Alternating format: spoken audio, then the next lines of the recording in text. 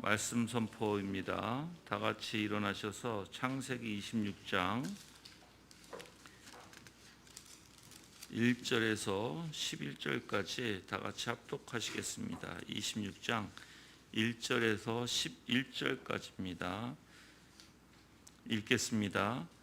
그 땅에 아브라함 때에 들었던 흉년이 이삭 때에도 들어 이삭이 그랄에 있는 블레셋 왕 아비멜렉에게 갔다. 여호와께서 이삭에게 나타나 말씀하셨다. 이집트로 내려가지 말고 내가 내게 지시하는 그 땅에 머물러라. 내가 이 땅에 거주하면 내가 너와 함께하고 내게 복을 주며 내가 이 모든 땅을 너와 내 자손에게 줄 것이다. 또 내가 내 아버지 아브라함에게 맹세한 맹세를 이룰 것이다.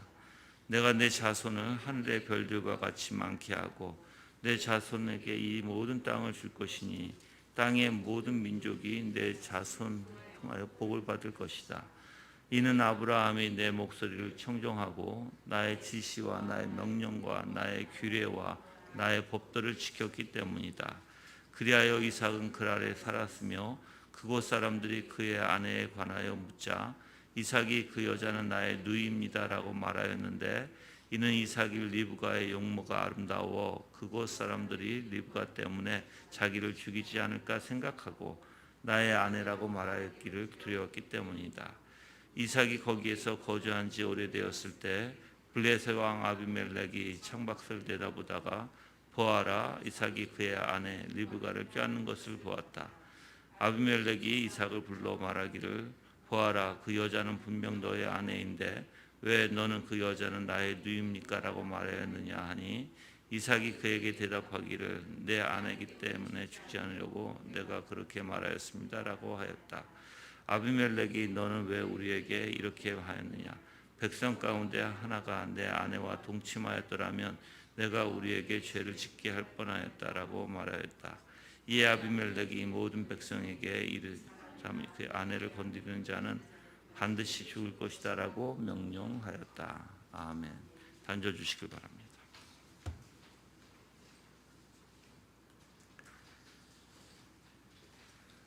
오늘 말씀은 창세기 26장 1절에서 11절까지 지금 다 같이 합독하셨는데 제목을 인간의 연약함에도 항상 보호해 주시는 하나님이라는 제목을 가지고 여러분들한테 말씀을 선포하겠습니다. 사실 지금 이 12장 창세기 들어와서 12장에서 50장까지는 아브라함, 이삭, 야곱, 요셉 등의 어떻게 보면 이제 이스라엘의 직계 조상들이죠. 이 족장들이라고 표현하는데 그때 당시에 그들의 생애를 중심으로 말하고 있습니다.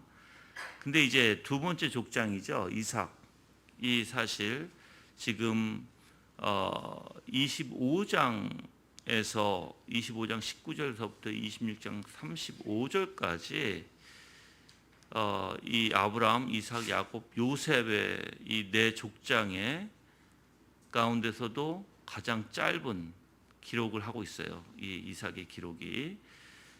그래서 지금 사실 어떻게 보면 이 짧은 기록이지만 이 안에 아주 매우 중요한 어떻게 보면 내용이 담겨져 있는데 아브라함의 언약의 계승자가 바로 이삭이고 또 이삭은 어떻게 보면 그의 생애를 통해서도 하나님을 의지하고 살았음을 또한 우리가 볼 수 있는 것입니다. 그래서 핵심적인 것이 바로 아브라함에게 줬던 언약이 바로 이삭에게도 그대로 하나님께서 주셨다라는 내용이 핵심적일 거예요. 예. 그래서 오늘 1절에서 6절까지의 내용에 살펴보면 이제 주로 유다 산지나 요단 계곡 등을 다니면서 거주했던 이삭이 이제 가나안 땅에 흉년이 닥치자 그 흉년을 피해서 블레셋 땅으로 갑니다. 그 낯선 블레셋 땅에서 바로 하나님으로부터 아브라함의 언약의 계승을 확증받는 사건을 말하고 있는 것입니다.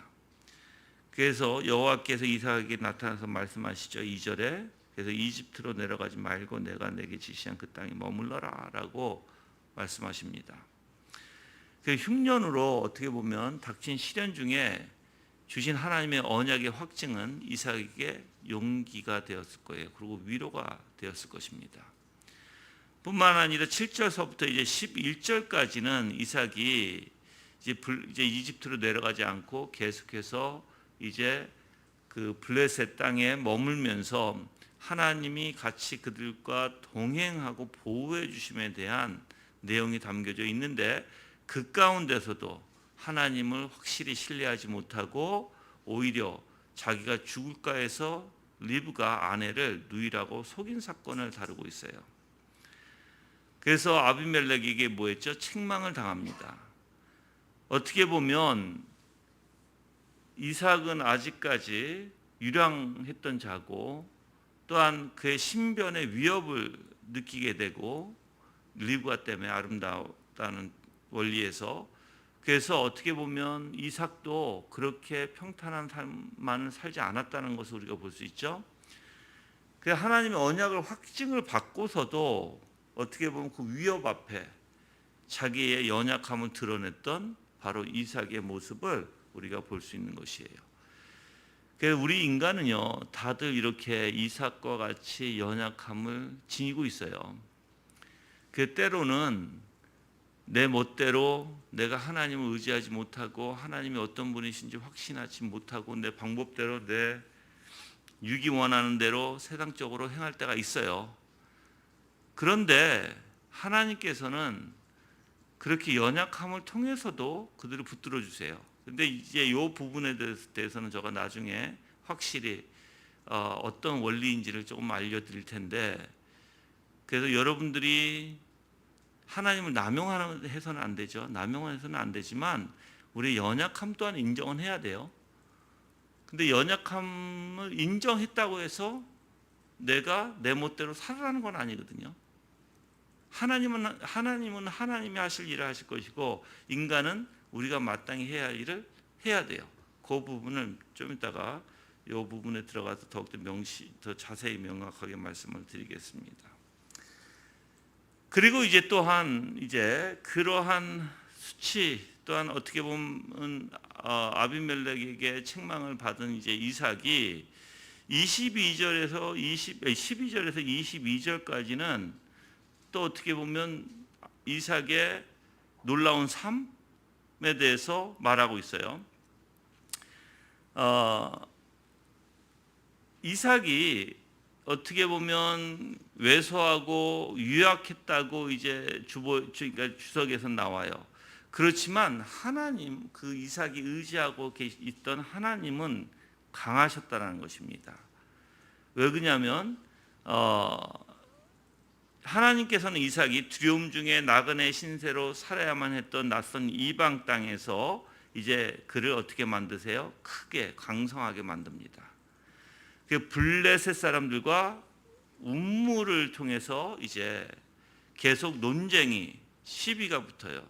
분쟁이 붙어요. 근데 하나님께서는 어떻게 보면 이 모든 것을 주장하고 계시잖아요. 그렇죠? 근데 이삭은 거기에 불평하지 않고 계속 양보해요. 이 우물을 파서 물이 나오면 블레셋 사람들이 이건 우리 것이다라고 했을 때 양보하고 또 다른 데 가서 또 파요. 그들과 계속 분쟁을 하지 않아요. 그런데 그럼에도 불구하고 하나님은 계속 우물을 팔 때 계속 우물을 나오게 하십니다. 그래서 마침내는 블레셋인들도 더 이상 시비를 걸 수 없게 만드신 하나님을 우리가 볼 수 있어요. 뿐만 아니라 23절에서 이제 25절까지는 이제 이삭이 자신의 거처를 이제 브엘세바로 옮깁니다. 그래서 하나님이 다시 그때 나타나세요. 그리고 다시 언약을 재확증시켜줘요. 그래서 이삭의 인생에 성경에서 2번 하나님이 나타나신 것을 볼 수 있어요. 2번. 근데 2번 다 언약에 대한 확증을 이삭에게 시켜주신다라는 거예요. 어디로 가든 이삭이 하나님께서는 그와 함께 하실 것임을 확증시켜 주십니다. 그리고 26장이 이제 마지막으로 26절과 33절에서는 이삭이 하나님의 은총을 받아 더욱 강성해지자 이제 이삭을 무시하고 핍박했던 블레셋 사람들이 오히려 불안을 느껴요. 그만큼 하나님께서 이삭을 보호해 주시고 강성하게 만들었다는 거죠. 그래서 이제 평화 조약을 체결하러 이제 이삭에게 찾아옵니다. 아비멜렉이. 똑같이 아브라함 때도 그랬어요, 여러분들. 그래서 하나님께서는 어떻게 보면 분명히 이 26장을 통해서 두 가지를 우리가 좀 확실히 알 수 있는데, 첫 번째는 인간의 연약함을 통해서 하나님께서 우리가 아무리 실수를 범하고 우리가 연약함에 있을지라도 하나님께서는 항상 우리를 보호해 주심에 있다는 것이고요. 그리고 우리에게 항상 언약을 통해서 하나님께서 하나님이 어떤 분이신지를 알려주신다는 게 두 번째 원리예요. 그래서 이방인들조차도 이삭을 인정할 수밖에 없도록, 그래서 강성하게 만들어 가신 하나님, 그래서 하나님은 자기 백성을 그냥 두시지 않는다는 것이죠. 자기 백성을 하나님께서 더 풍성하게 만들어 가신다는 것입니다. 그래서 저는 이걸 묵상하면서 물론 우리 교회에다가도 적응을 시켜봤어요. 그래서 하나님께서 이제 앞으로도 우리 교회를 어떻게 인도하실지 모르겠어요.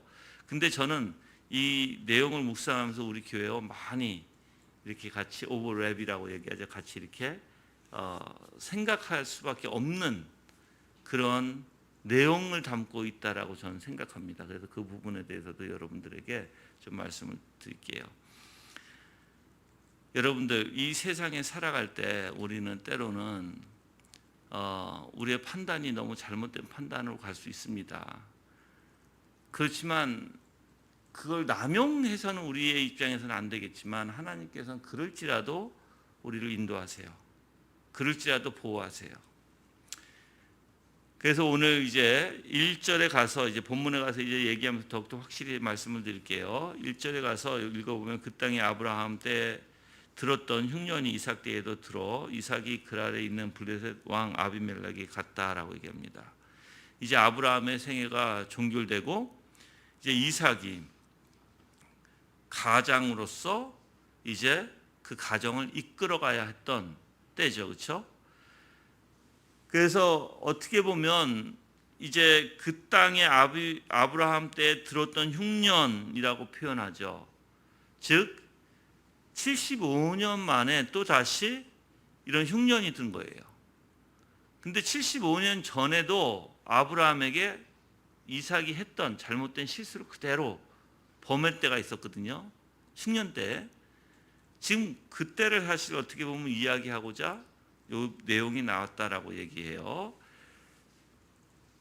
그래서 그 땅에라는 이 내용이 그것은 이삭이 붙인 아브라함이 죽은 후에도 떠나지 않고 계속 정착했던 브엘사바에 위치한 하갈의 운물 곁 브엘 라헤 로이로 지금 가리키고 있는 것입니다.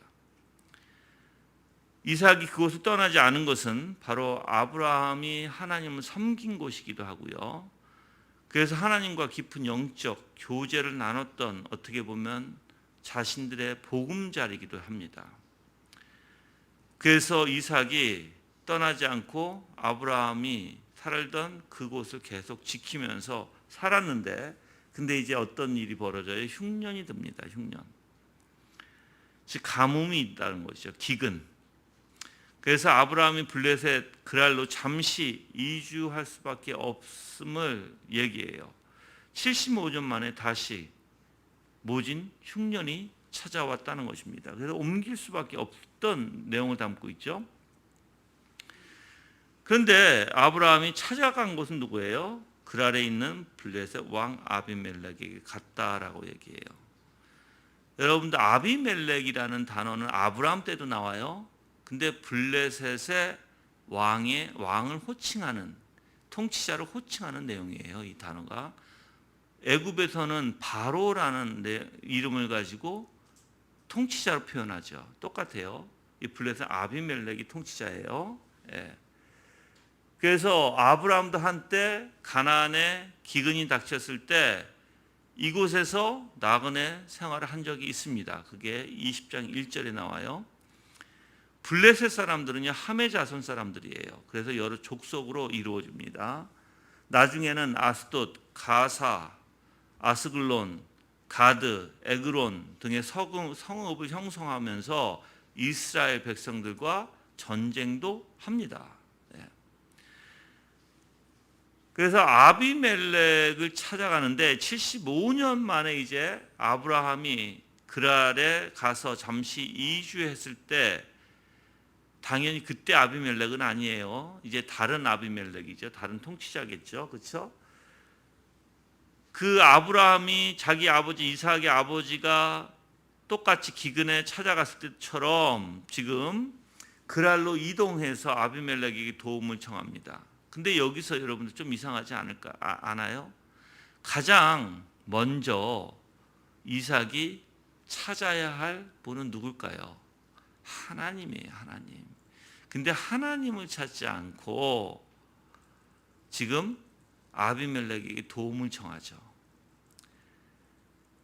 그 희한하게 재난이 들 때 아브라함도 그랬고 이삭도 그랬고 이상하게 하나님께 위기를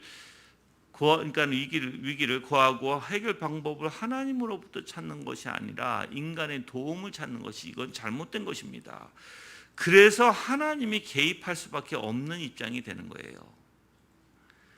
여러분들도 위기를 만났을 때 그 상황만 바라봐서 상황에 따라서 움직이는 것이 아니라 모든 상황을 주권으로 하나님의 섭리 가운데 하나님이 붙들고 계신다는 것을 깨닫고 그 하나님을 의지하고 그 하나님 앞에 나가야 돼요. 그 하나님을 통해서 위기를 극복해 나가야 된다는 것입니다.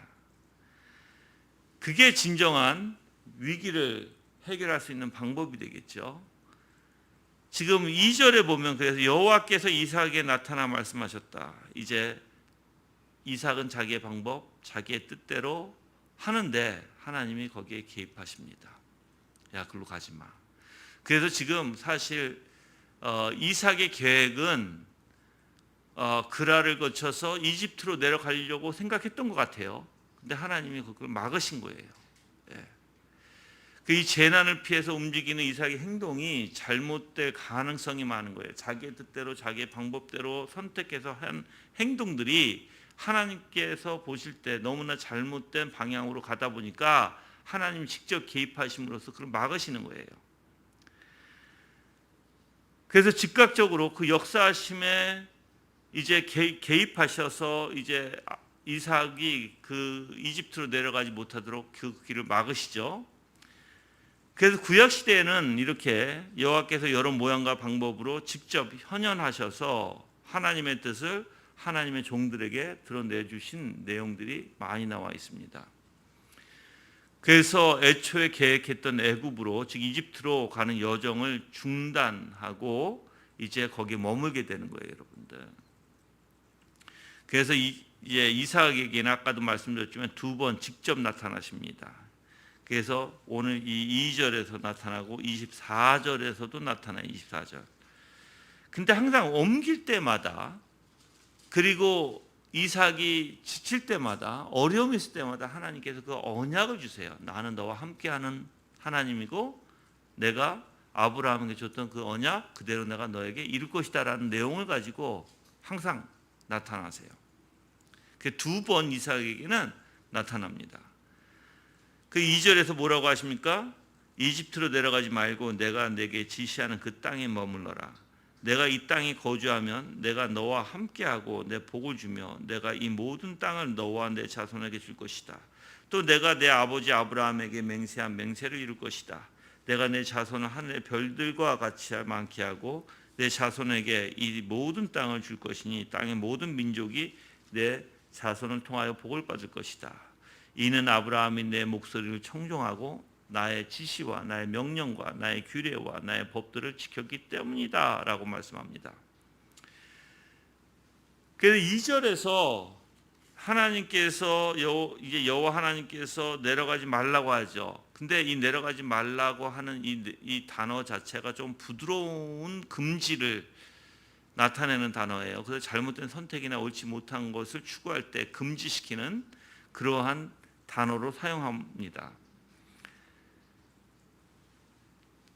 그래서 어떻게 보면 애굽이라는 즉 이집트라는 곳은요, 지형적으로도 이제 밑에 있기 때문에 내려가다는 표현을 하지만 또한 어떠한 상징이 있냐면 구약에서는 이집트는 세상의 물질적 풍요로움, 그 세상적인 상징이 있어요. 그 세속의 땅이요 죄악의 처소를 상징하는 것으로 나타내 있습니다. 즉 이집트로 가는 것은 신앙의 후퇴 그리고 영적 파멸의 지름길을 나타내는 또한 내용을 담고 있기도 해요. 그래서 애굽으로 내려가지 말라고 하는 하나님의 이 말씀은요, 너가 너 편하기 위해서 그렇게 가지 말라는 것이죠. 우리는 어려움이 닥치고 문제가 있으면 항상 우리는 뭘 선택해요? 내 인생의 내 삶에서 잘됨이라는 평화롭고 더 부하고 더 잘 살기 위해서 선택하는 원리가 있잖아요. 그렇죠? 하나님께서 지금 그걸 하지 말라는 거예요. 그걸 하지 마라. 그걸 하지 말고 너는 내 약속을 믿고 나를 의지하라라는 거예요. 그게 너가 살 길이지 애굽에 내려가서 사는 것은 오히려 나와 결별되고 그러니까 나와 분리가 되고 나와 멀어질 수밖에 없고 나와 멀어진 사람은 어떻게 할 수밖에 없어요? 올바른 예배를 드릴 수 없다. 올바른 영적인 관계를 가질 수 없다라는 것이에요. 왜 그래요? 점점 멀어지게 되면 하나님 앞에 나가기보다는 하나님과 가까이 하기보다는 어떻게 됩니까? 등한시하게 되죠. 그래서 저는 여러분들이 사실 우리의 길은 어때요? 좁은 길이에요. 넓은 길이 아니에요. 넓은 문도 아니고 그렇죠? 협착한 길. 그러니까 좁은 길에 협착한 길로 가는 게 우리의 그리스도인의 인생의 삶이에요. 근데 넓은 문과 넓은 길로 가는 것은 죽음이에요. 그래서 쉽고 편안하고 물질적인 풍요의 세속적인 생각에 가지고 여러분이 무엇을 선택한다는 것은 그건 올바른 게 아니에요. 항상 신앙의 기본된 중심이 신앙이 돼야 되고 하나님이 돼야 돼요. 그 마태복음 7장 13절 14절 읽어보면 좁은 문으로 들어가라. 멸망으로 인도하는 문은 크고 그 길이 넓어 그리고 들어가는 자가 많고 생명으로 인도하는 문은 좁고 길이 협착하여 찾은 이가 적음이라라고 얘기합니다. 그래서 여러분들이 세속적인 생각 속에서 내 편안함을 풍요로움을 선택해서 나가는 것이 아니라 항상 하나님의 중심으로 아무리 그 길이 협착한 길일지라도 좁은 길일지라도 우리는 그 길을 택해서 가야 된다는 것이에요. 그래서 저는 여러분들이 하나님께서는 분명히 우리에게 이렇게 잘못된 선택에서도 하나님께 개입을 해주세요. 근데 그러면 하나님이 개입해 주셔서 우리는 어떻게 해야 될까요? 들어야 돼요. 그렇죠? 사실 이삭도 들었을까요? 듣지 않았을까요? 이삭도 그 말을 들었어요. 그래서 그 땅에 머물렀어요. 그랄이라는 땅에, 블레셋 땅에. 그래서 하나님께서 지시한 땅, 즉 그랄을 포함한 가나안 전 지역을 얘기하죠. 거기서 거하라고 얘기합니다. 즉 하나님께서 주신 가나안 땅을 떠나지 말고 계속 그 땅에 머물러야 됨을 명령하고 있는 것이에요. 오늘의 이거를 표현하면 즉 너는 내 곁을 떠나지 마라 이거예요.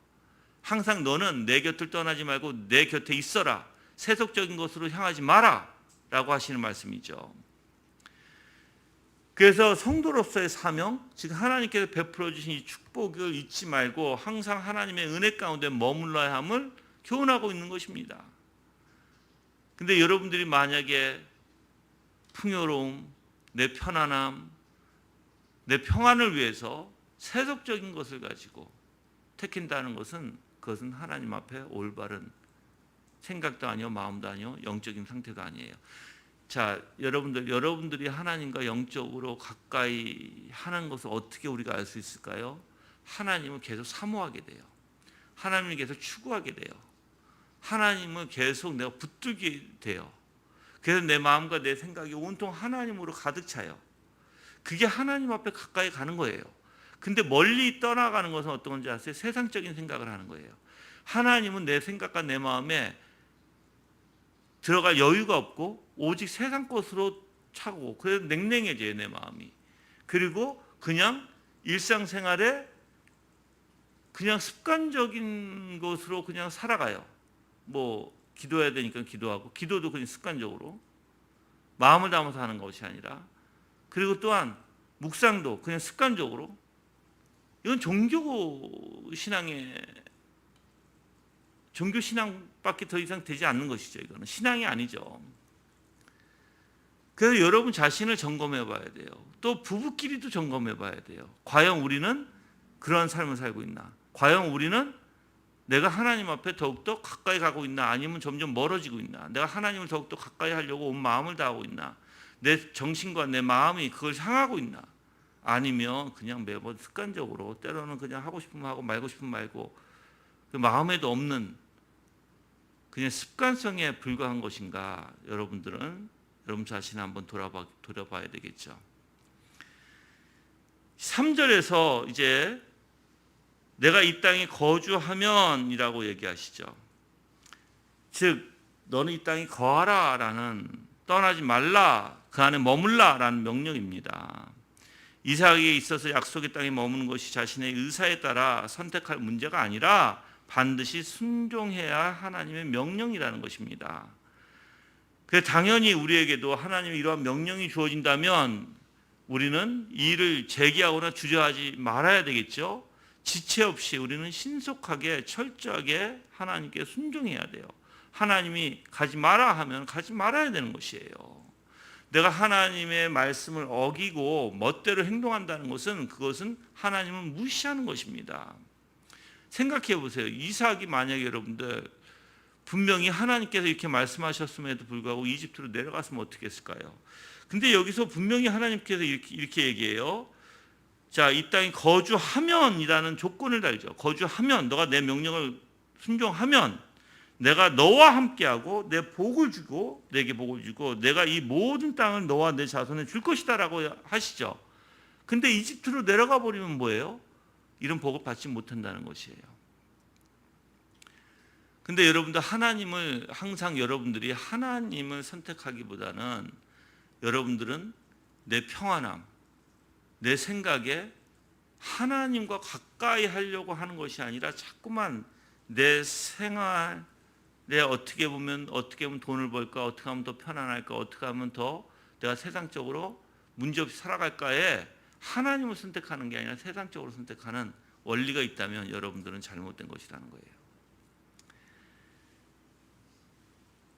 그러면서 하나님이 뭐라고 얘기하냐면, 내가 내 아버지 아브라함에게 맹세한 맹세를 이룰 것이다 라고 얘기하죠. 이것은 직역하게 되면 이런 거예요. 내가 아브라함에게 스스로 맹세한 그 맹세, 즉 하나님이 스스로 맹세하셨다는 거예요, 아브라함에게. 그래서 맹세 그 자체가 아브라함과 맹세를 하셨지만 하나님이 스스로 어떤 조건의 강요에 의해서 되어진 것이 아니라 하나님의 기쁘신 뜻에 의해서 자발적으로 하나님께서 아브라함에게 맹세하셨다라는 거예요. 그 맹세를 누구에게도 줄 것이다? 이삭에게도 그대로 줄 것이다. 그 가나안 땅을 기업으로 줄 것, 그리고 별과 모래처럼 수많은 자손을 줄 것, 그리고 자손에게 언약의 성취이신 바로 이 메시아가 나실 것, 그리고 그 메시아로 인해서 천하 만민이 복을 받을 것 등이에요. 여러분들, 어떻게 보면 엄청난 축복이죠. 엄청난 축복. 하나님께서 그들을 통해서 민족을 이루겠다는 것이거든요. 하나님께서 생각해 보세요. 여러분을 통해서 하나님께서 민족을 이루시겠다, 다른 민족을, 한 민족을 이루겠다 한다는 것은 엄청난 복이죠. 뿐만 아니라 거기서 하나님께서 누리고 번성하게 하겠다, 복을 주겠다라는 것입니다. 그래서 4절에 보면, 내가 내 자손을 하늘의 별과 같이 많게 하고 내 자손에게 이 모든 땅을 줄 것이니 땅의 모든 민족이 내 자손을 통하여 복을 받을 것이다 그랬어요.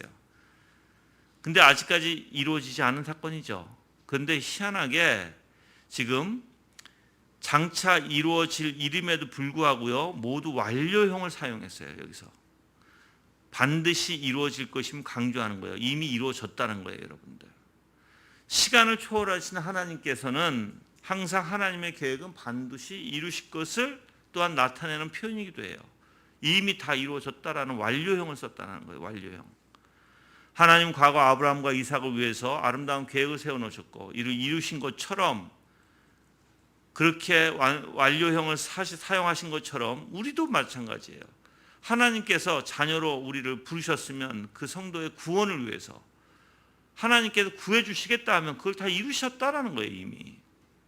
이미 하나님께서 완벽한 계획을 세워놓으셨고 반드시 그 작정을 이루시는 하나님이시라는 것입니다.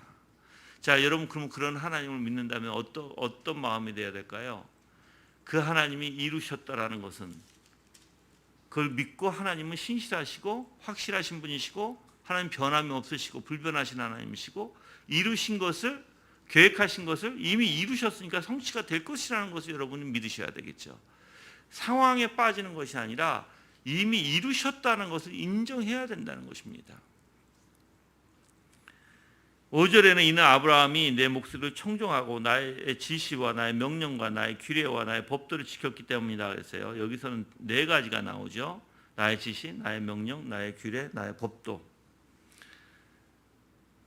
그래서 아브라함이 하나님으로부터 땅과 후손 등에 대한 축복과 언약을 받을 수 있었던 까닭이 무엇인지를 얘기해요. 근데 어떻게 보면 아브라함이 받은 축복과 약속이 인간의 어떤 공로나 선행 때문이 아니에요. 절대 그렇지 않아요. 하나님의 은혜와 긍휼의 결과예요. 무조건적인 사랑의 결과입니다. 여기서 순종했다라는 말이 나오죠. 지켰다. 그러니까는 지켰기 때문이다라고 해요. 내 목소리를 청종하고. 근데 이 말을 가만히 우리가 좀 살펴보면 아브라함은 하나님의 말씀에 어떻게 했어요? 목소리에 청종하고라고 얘기 청종하고. 그 아브라함의 마음은 어땠어요? 항상 하나님에게 향해 있다라는 거예요. 그렇죠? 그래서 들은 바를 귀로 들었을 뿐만 아니라 들은 바를 온전히 이해했고 더 나아가서 이해한 바를 실천했다라는 것이에요. 그래서 하나님 앞에 온전히 순복했다, 순종했다라는 것은 그냥 여러분이 행위만 얘기하는 것이 아니라 정말 마음으로 하나님 앞에 집중하고 들으려고 하고 들음으로써 이해하고 이해함으로써 하나님의 은혜 가운데 바로 행동까지 나오는 원리라는 것입니다. 그래서 올바른 순종이란 하나님의 말씀에 자신을 전폭적으로 무릎을 꿇고 자신을 하나님 앞에 몸과 마음과 뜻을 정성을 다해서 말씀대로 하나님의 말씀에 순종하며 살아가려고 하는 것이에요. 그래서 지켰기 때문이라는 것은 무엇에 관해 큰 관심을 가지고 주의 깊게 관찰하며 이행했다라는 의미를 내포하고 있습니다. 그래서 아브라함은 하나님의 말씀에 주의 깊이 관심을 가지고 들었다는 것입니다. 그래서 그것을 네 가지의 단어로 반복함으로써 사중으로 강조하고 있는데 아까도 얘기했지만 지시, 명령, 규례, 법도예요. 얼마나 철저하게 아브라함이 하나님 앞에 마음을 쏟고 행동했는지 우리가 볼 수 있을 것입니다. 지시라는 것은 지키다, 간직하다, 유의하다라는 뜻인데요. 책임 의식을 가지고 마음속에 늘 간직하며 주의를 기울여 마치 자고 일어나는 습관처럼 변함없이 지켜나가는 것을 가리키고 있습니다. 이 단어는요, 하나님의 초월적인 권위와 그에 대한 철저한 순종에 그러니까 인간이 해야 할 책임의 의무가 암시되어 있어요. 또한 명령은요, 명령하다, 맡기다, 제정하다라는 뜻인데 일종의 규례로 굳어진 하나님의 말씀을 가리키고 있는 것입니다. 그래서 언약 관계에 하나님의 백성들에게 하나님께서 거룩한 명령을 내리실 수가 있는 것이요. 그래서 이 명령은요, 십계명을 언급할 때 주로 사용하는 단어예요. 이제 규례는 판이나 비석의 색이다. 그래서 제정된 것, 율법, 징령 등을 뜻합니다. 하나님께서 하나님 백성이 그러니까 하나님께 속한 백성, 즉 거룩한 인생을 살아가도록 그의 마음의 신비에 새겨둔 영원한 규범이요 삶의 준거라는 말씀입니다. 또한 법도 교훈, 교육을 얘기하는데 하나님의 백성에게 늘상 가르치고 지키도록 해야 할 각종 법들을 가르치는 단어예요.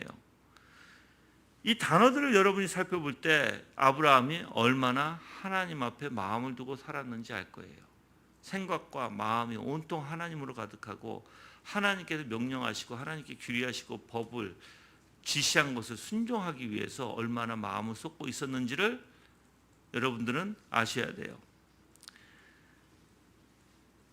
그래서 6절에 보면 그리하여 이삭은 그랄에 살았으며 그곳 사람들이 그 아내에 관하여 묵자 이삭이 그 여자는 나의 누이입니다 라고 말하였는데 라고 얘기하죠. 즉 명령이 떨어지자마자 어떻게 했어요? 하나님의 명령이 떨어지자마자 지켰다는 것입니다. 이삭이 주저없이 곧바로 그랄의 여정을 푼 순종의 사람이었음을 보여준다라고 주석에도 나와요. 그리고 이제 7절서부터는 어떻게 보면 이제 아내 리브가를 누이라고 속인 이삭을 볼 수 있어요. 그래서 하나님으로부터 아브라함에게 주셨던 언약을 재확인받고도 그곳에 머물며 살았지만 이삭이 두려움에 자기가 죽을까 해서 오히려 리브가 아내를 누이라고 속여서 위험에 빠졌던 사건을 기록하고 있습니다. 어떻게 보면 죄의 심각한 영향력을 우리가 또 한 번 볼 수 있죠. 왜냐하면 아브라함도 똑같은 일을 행했어요. 그것을 그대로 답습한 이삭의 모습을 볼 수 있습니다. 7절에서 아까도 얘기했지만 그 여자는 이제 아내에 대해서 묻는데 이삭이 그 여자는 나의 누이입니다 라고 얘기해요. 그래서 리브가가 아름다웠기에 여러 사람들이 수차례 물어보는 거예요. 블레셋 사람들에 비해서 밝은 피부빛을 가졌던 리브가의 모습은요, 주위 사람들의 눈길을 끌기에 충분했고요. 그럴 사람들이 새로 이주해온 그녀에 대해서 호감을 가지고 접근해서 이모저모를 캐물었다라고 주석에 나와 있어요. 그래서 그들이 얼마나 호감을 갖고 있었는지를 알겠죠, 그렇죠? 자, 그래서 리브가를 자기의 누이라고 속입니다. 어떻게 보면 절반은 사실이고 절반은 거짓이죠. 왜냐하면 이 단어 자체가 이제 아호트라는 단어인데, 즉 친척임을 밝히고 있는 거예요. 친척. 예. 아내가 아니라, 그렇죠? 예. 그래서 자신의 생명을 유지하기 위해서 리브가를 떳떳이 자기 아내에 소개하지 못하고 오히려 겁을 먹고 지금 잘못 말한 이삭을 볼 수 있어요. 아브라함도 그러한 실수를 범했습니다. 여러분들, 인간의 얄팍한 생각, 얄팍한 처세라고 얘기할게요. 정말 잘못된 것이죠. 아브라함도 그렇게 했으면 아들은 그렇게 하지 말아야 되는데 그걸 그대로 답습해요. 그래서 아버지가 된 사람들, 부모가 된 사람들의 신앙이 얼마나 중요한지 알아요. 자식은 여러분들 그대로 보고 그대로 배우게 돼 있어요. 그러니까 여러분들이 어떤 행동을 하느냐에 따라서 그 아이들도 그대로 그것을 답습해 나가는 것이에요.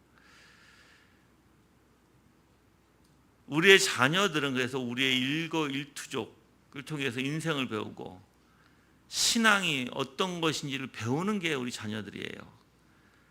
여러분들이 올바로 그 아이들에게 신앙을 물려주기 위해서는 여러분 자신들도 올바른 신앙 속에서 아이들과 대화와 행동을 해야 될 줄 믿습니다. 또한 우리가 생각해 봐야 될 것은 우리가 늘 깨어있지 않으면 언제나 쉽게 죄를 범하고 만다는 것입니다. 그 자신에 대한 성찰이 없으면, 좁은 신앙의 길을 가고자 하는 것이 없으면 오히려 우리는 반대로 세속적이고 편안한 삶을, 넓은 길을 택할 수밖에 없을 것입니다.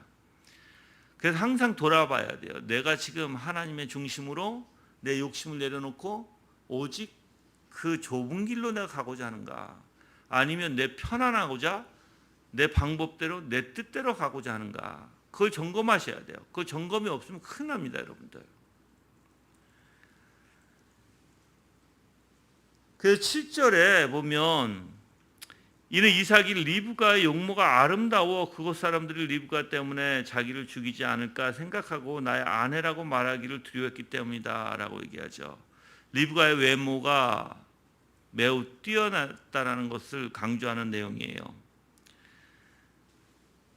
그래서 지금 이삭의 심리 상태를 알 수 있어요. 어떤 심리 상태요? 매우 불안한 심리 상태. 염려, 걱정, 자기가 죽을까 해서 자기의 목숨을 노리는 자들이 여러 명 있다고 생각하고 극심한 두려움에 사로잡히는 것입니다.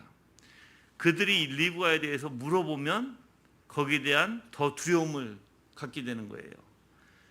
그래서 이삭은 자신과 동행하시겠다고 약속하신 그 하나님의 신실한 언약을 믿지 않고 그분이 자기를 지켜주실 것임을 믿지 않고 지금 상황에 따라서 지금 자기의 심적 상태가 매우 두려움에 처해 있다는 것을 볼 수 있어요. 그래서 제가 이걸 생각해 봤어요. 지금 물론 물어보죠. 호감을 가질 수 있죠. 그렇다고 해서 그들이 아직까지 어떠한 일이 벌어지지 않았음에도 불구하고 이삭은 두려움에 사로잡힌 거거든요. 불안해. 그건 자기가 그렇게 믿고 있기 때문에 그래요. 저 사람이 나를 해야 할까 하는 믿고 있기 때문에.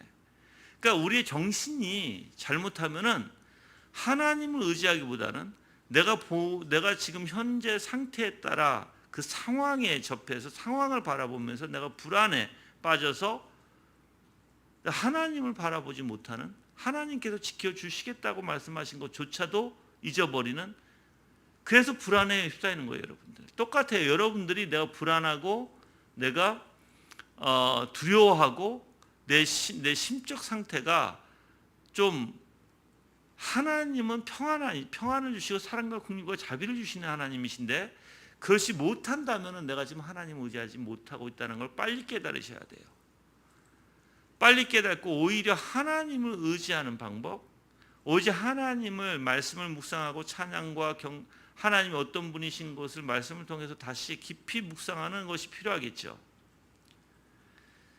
그래서 잘못하면 여러분들 이러한 인간의 연약함이 이렇게 하나님을 바라보지 못하고 지금 상황에 두려워 떠는 일들이 벌어질 수 있다는 것이에요.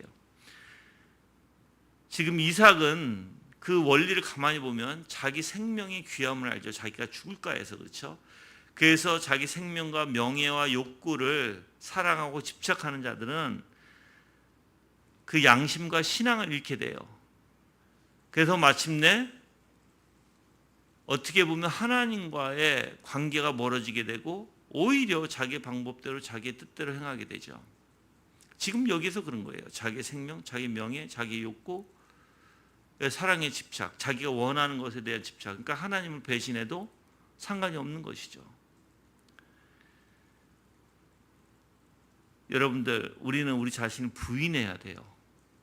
내 모든 것을 부인하고 오직 하나님만 바라보셔야 돼요. 내가 지금 죽을지언정 그게 하나님의 뜻이라면 해야 합니다. 그 8절에서는 이삭이 거기에 거주한 지 오래되었을 때 블레셋 왕 아비멜렉이 창밖을 내다보다 보아라, 이삭의 그 아내 리브가를 껴안는 것을 보았다. 이것도 하나님의 주권적 섭리 가운데 이루어진 일이죠. 왜 이때 아비멜렉이 그걸 봐? 그렇죠?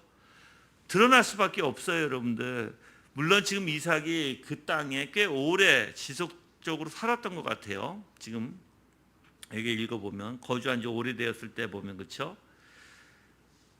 그동안 속이고 있었던 거예요. 속이고 있었던 거. 근데 이제 때가 됐을 때 하나님께서 그걸 들춰내십니다. 들춰내는데 희한하게 지금 아비멜렉이 지금 이삭과 리브가의 어떠한 신체적 접촉, 짙은 신체 접촉을 보고 저 관계는 분명히 부부관계다라는 것을 인지한 거예요. 그러니까 입증하고 마는 거죠. 예. 그리고 아비멜렉은 자세히 봤어요. 그거를 자세히 분석하고 봤어요. 그래서 뜻밖의 그들의 행동에 매우 놀랐고 이제 알게 된 것이죠. 그리고 아비멜렉이 이제 이삭을 부릅니다. 그래서 하는 말이 보아라, 그 여자는 분명히 너의 아내인데 왜 너는 그 여자를 나의 누이입니까? 라고 말하였느냐. 이삭이 그에게 대답하기를 내 아내이기 때문에 죽지 않으려고 내가 그렇게 말씀했습니다 라고 해요. 지금 어떻게 보면 이삭에게 굉장히 질책하는 문구예요. 여러분들, 하나님의 사람들이 세상 사람들로부터 질책받으면 안 되겠죠. 오히려 하나님의 사람들이 참된 진리를 가지고 세상의 거짓을 질책할 수 있지만 세상 사람들이 하나님의 사람들을 질책해서는 안 돼요, 여러분들. 어떻게 보면 이런 조롱과 책망을 들은 이삭은 매우 부끄러움을 느껴야 하는 것입니다. 하나님의 그 영광을 훼손하는 일, 이것은 그리스도인들이 해서는 안 될 거예요.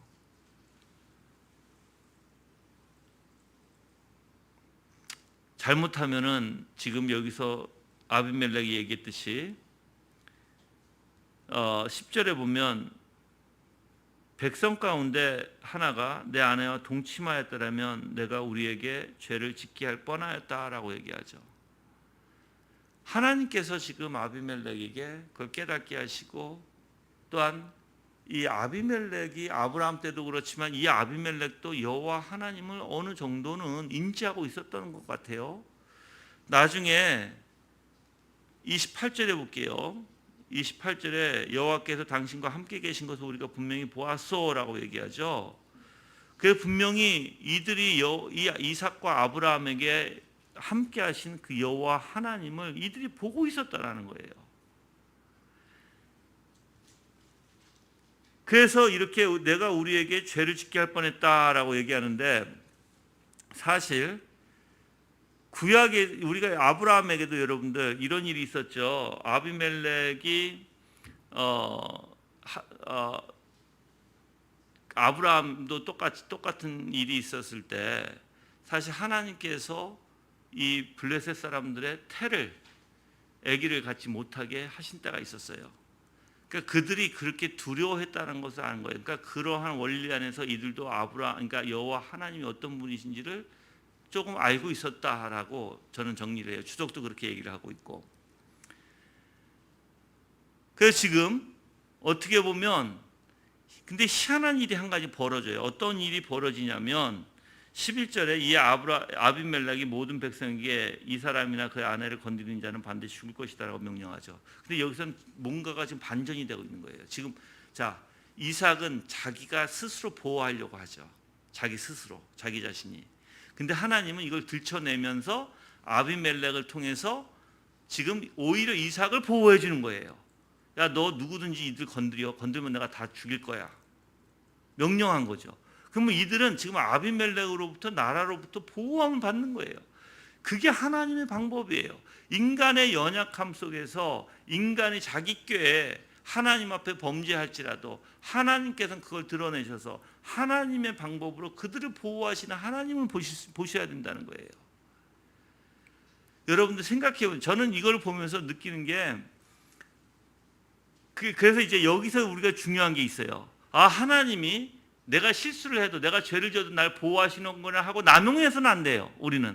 우리가 해야 할 일은 마땅히 하나님 앞에 죄를 범죄하지 말아야 돼요. 그게 우리가 해야 할 일이에요. 그럼에도 불구하고 여러분들이 만약에 마음대로 남용한다면 그거는 하나님이 절대로 이렇게 보호해 주시지 않을 수도 있어요. 남용한 마음을 가지고 있다면, 아까도 얘기했잖아요. 이집트로 내려가지 말라고 했는데 만약에 그 말을 무시해버리고 이집트로 내려갔으면 이렇게 보호함 받았을까요? 못 받았어요, 여러분들. 똑같아요. 우리는 그래서 항상 두려운 마음으로 하나님 앞에 참된 신앙을 가지려고 노력을 해야 되는 것이고, 하나님은 어떤 분이에요? 우리의 실수를 있을지라도, 내가 두려움에 쌓여서 내가 죄를 질지라도 하나님 어떠신 분?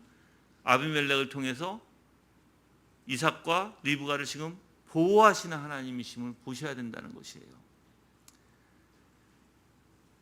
그래서 하나님께서는 어떻게 보면 지금 이 아비멜렉을 통해서 그 누구든지 이를 건드리는 자는 죽인다고 얘기합니다. 저가 여러분들 하나님을 살펴보면 하나님은 너무나 귀하시고 우리의 사정을 다 아시는 분이에요. 그렇죠? 우리의 다 문제가 있어요. 여러분의 삶 가운데 다 문제가 있을 거예요. 여러 가지 모양으로 문제가 있을 거예요. 그렇지만 하나님은 여러분들을 보호하실 거예요. 그렇지만 여러분들이 해야 될 일은 죄가 있으면 회개하세요. 내가 문제가 있으면 올바로 잡으세요. 하나님 앞에 집중하세요. 내가 하나님 앞에 집중하지 못하고 있으면 어떻게든 집중하려고 하시고, 내가 하나님이 기뻐하시지 않는 일을 한다면 무엇이든지 그건 멈추고 끊으셔야 돼요. 그래서 하나님이 기뻐하시는 걸 가셔야 돼요. 항상 오늘 이제 이 내용을 가만히 보면 하나님께서 지시하셨던, 하나님께서 여기 이 땅에 머물러라 하고 계셨던 그 약속이 있잖아요. 그렇죠? 그러면 내가 널 지킬 것이다. 그러면 내가 너에게 복을 줄 것이고 내가 번성케 하리라 하시잖아요. 그건 뭘 의미하냐면 여러분들이 하나님과 같이 있는 것을 소중히 여기고, 하나님이 주신 것, 여러분, 자, 이렇게 한번 얘기할게요. 여러분들이 좀 더 이해가 쉽게 하기 위해서. 하나님은요, 여러분들은 잘못하면 신비적인 신앙을 가질 수도 있어요. 내가 그래서 좀 여러분들에게 확인차 내가 얘기하는 거예요. 하나님 무엇인가 뿅 해가지고 잘 되고, 날 뿅 해서 무엇인가 이렇게 만드시고 뿅 해서 이렇게 하는 게 아니에요. 하나님은 사람과 사람의 관계를 통해서, 세상의 이치를 통해서, 섭리를 통해서 만날 사람 만나게 하시고, 또한 배우게 하시고 배우게 하세요. 그렇죠? 그런데 하나님이 그렇게 여러분들에게 베풀어 주면서 무엇인가 여러분들에게 가까이 하시고 여러분들을 가까이 끌어오시는데, 여러분들이 그것을 이해하지 못하고, 그게 하나님의 자비고 하나님의 긍휼이고 하나님의 은혜임에도 불구하고 여러분들이 그걸 끊어버리면, 그러니까 이 예를 들면 이렇게 할게요. 만약에 저가 하나님의 사람을 만났어요. 근데 그 하나님의 사람을 만나면 계속해서 그 사람을 통해서 하나님의 말씀을 듣게 되고, 하나님의 역사가 어떤 것인지 보게 되고, 하나님의 은혜가 무엇인지 알게 된다는 말이에요. 그럼 은혜잖아요. 그럼 나는 계속해서 그 사람과의 관계를 유독하게 만들고, 더욱더 그 사람과 가까이 하면서 계속해서 그 사람을 통해서 하나님에 대해서 내가 배울 수도 있고 들을 수도 있고 가까이 할 수도 있겠죠. 이것도 하나님의 섭리 가운데 방법이에요. 그렇죠? 그런데 내가 이상하게 이제 자격지심, 피해의식 등등 여러 가지로 만약에 내가 그 사람을 이렇게 혼자 생각한다면, 내가 저 사람한테 자주 찾아가서 저 사람이 힘들지 않을까? 그러니까 난 좀 멀리 해야지. 저 사람이 내가 자주 찾아간다고 해서 나를 욕하지 않을까? 해서 내가 이제 그 사람 만나지 않기 시작해요. 점점. 그런데 내가 혼자 스스로 차단해요. 그럼 복일까요? 자기 혼자 스스로 저주 가운데 넘어가는 걸까요? 예? 그것은 복이 아니에요. 자기 혼자 하나님을 등지고 자기 혼자 하나님을 밀어내는 거예요. 여러분들, 하나님의 섭리 가운데 하나님께서 이루어 주신 복을 여러분 차지 말라고요. 발로. 그래서 여러분의 섭리 가운데 항상 하나님이 사람과 사람을 통해서 이루어 주시는 놀라운 일들이 있어요. 여러분들, 그래서 하나님께 더 가까이 하게끔 하나님께서 내가 너에게 복을 주겠다고 얘기하시는데, 자꾸만 우리 인간은 스스로 그걸 피하게 되고, 근데 저는 그걸 굉장히 많이 봐요. 내 주변에서. 사실 그래서 내 주변에 안타까워요. 왜 안타깝냐면, 분명히 하나님께서 지금 저 사람을 가까이 하려고 하고, 하나님께서 저 사람에게 복을 주시고 하나님께서 저 사람을 인도하시고 하는데, 그래서 그 땅에 거하라고 하신 말씀처럼 그 복을 주시겠다고 하시는데, 희한하게 거부하고 자기 스스로 발로 차버리는 사람들이 굉장히 많이 있다라는 거예요. 근데 그걸 내가 봤어요. 왜 그런가? 왜 저 사람이 저렇게 하나님이 복 주시는 것을 찰까 보니까 다 자격지심, 피해의식 때문에 그래요. 다 자기 생각에 빠져서. 하나님이 주실 때 받으세요. 여러분들, 하나님이 가까이 하실 때 붙드세요. 다르게 하나님이 가까이 하지 않으세요. 다르게 한 게 아니라 사람과 사람의 관계 안에서 그렇게 하실 것이고, 여러분들에게 분명히, 근데 한번 볼게요. 어떻게 해서든 누구를 통해서든 내가 하나님과 가까이 갈 수 있다라는 것은 그게 복이에요. 물질의 복이 아니라 내가 저 사람을 통해서 하나님과 가까이 갈 수만 있다면, 더 가까이만 할 수만 있다면 그게 복이라고요. 근데 우리는 너무 쉽게 그것을 생각하고 있다는 거예요, 여러분들. 그래서 저는 그래서 이삭을 통해서 배운 게, 자기 멋대로 생각하지 말아야 되겠구나. 자기의 생각에 빠져서 자기의 스스로 하나님이 가까이 하심에도 불구하고 자기가 스스로 그렇게 그 하나님이 주신 복과 은혜를 모르고 내가 거부하지 말아야 되겠구나. 그걸 배웠고요. 뿐만 아니라 이삭은 어떠한 환경을 통해서 두려움과, 하나님이 분명히 같이 계심에도 불구하고, 그렇게 언약을 주심에도 불구하고 그 환경에 빠져서 두려움을 느껴요. 그러니까 심리적 두려움이에요. 심리적 불안이죠. 여러분들 잘못된 신앙은 그것부터 와요. 잘못된 신앙은요, 가만히 보면 금방 알아요. 불안해해요. 하나님을 의지하는 사람들은요, 불안해하지 않아요. 하나님을 의지하는 사람들은 담대하고요. 물론 어떠한 생각은 있겠죠. 그렇지만 그 생각에 빠져들지는 않아요. 문제가 있어서 생각할 수는 있어요. 누가 인간이니까. 그렇지만 그 생각이 나를 엄습하지는 않는다고요. 나를 잡아먹지는 않는다고요. 왜요? 이런 일이 있어? 그래, 이런 일이 있으면서 얘기는 하겠죠. 그렇지만 하나님을 의지하다 보니까 그 상황에 더욱더 담대해지고 그 상황에 더욱더 굳게 있게 돼요. 이삭과 같이 불안해서 이제 자기의 의미적인 선택을 한다는 것은 이미 불안이라는, 두려움이라는 것이 그의 생각과 마음을 지배해버린 것이죠. 여러분들, 물론 우리가 이렇게 지배를 당할 수도 있어요. 연약하기 때문에. 그렇지만 하나님은 어떤 분이시라고요? 그 연약함을 통해서 이삭아, 너가 너의 방법대로 하는 것이 아니라 내 방법으로도 너를 충분히 지켜. 그걸 보여주시는 거예요. 아비멜렉을 통해서. 물론 너는 잘못했어. 너는 실수를 했어. 너는 나를 믿지 않았어. 그렇지만 나는 너의 연약함을 통해서 내가 너를 보호할게. 그게 하나님이세요. 그런 하나님. 그래서 아비멜렉을 통해서 지금 뭐 하는 거예요? 11절에 이 아비멜렉이 모든 백성에게 이 사람이나 그의 아내를 건드리는 자는 반드시 죽을 것이다 라고 명령하게 되는 것입니다. 하나님은 얼마나 좋으신 분이에요. 위대하신 분이에요.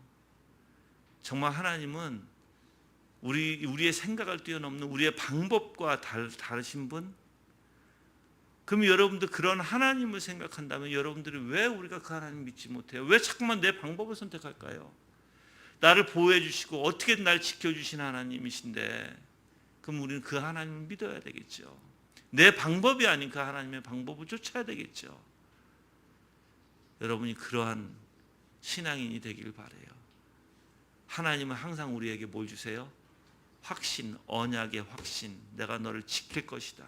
내가 너를 분명히 인도할 것이다. 내가 너를 분명히 이끌 것이다. 내가 너를 사랑으로, 내가 자비와 긍휼로 너를 다스릴 것이다. 그래서 너는 분명히 내가 영화 가운데 되어갈 것이다. 그걸 확신해 주시는 거예요, 우리에게. 그런 확신이 있으면 여러분들 두려워하지 마세요. 이 세상에 살아가면서 이 세상은 아무것도 아니에요, 여러분들. 이제 나이를 점점 더 들어가셔 보시면 알 거예요. 나이를 점점 들어가서 그리스도인들은 이 세상이 어떻게 보면 헛된 것이 돼요. 쓸모없는 것이 돼요. 이 세상의 모든 것은 참된 것이 오직 하나님의 것, 참된 것이 오직 예수 그리스도의 것이라는 걸 깨닫게 돼요. 그래서 이 세상에 관심도 없어지게 되고 이 세상에 집착이 없어지게 돼요. 내가 하고자 하는 것도 없어지게 돼요. 하나님만 바라게 돼요. 여러분들도 그러한 신앙을 갖기를 바라요. 그래서 바울이 자기는 이 세상의 모든 것을 배설물로 여긴다는 그 신앙 고백이 여러분들에게도 이루어지기를 바라고, 오직 표대를 향해서 달려가는 신앙 외에는 여러분들 중요한 게 없을 것입니다. 오늘 이 본문 말씀을 통해서 이삭의 잘못된 모습, 그리고 아브라함이 어떻게 하나님을 섬겼던 그 마음과 정신, 그 신앙이 무엇인지도 생각해 볼 수 있죠. 거기에 이제 하나님이 연약함을 통해서도 지키시고, 연약함을 통해서도 항상 나타나셔서 우리에게 확신을 주시는 하나님, 우리를 버리지 아니하시고 은혜를 베푸시는 하나님 믿음을 여러분들은 오늘 말씀을 통해서 깨달으시길 바랍니다.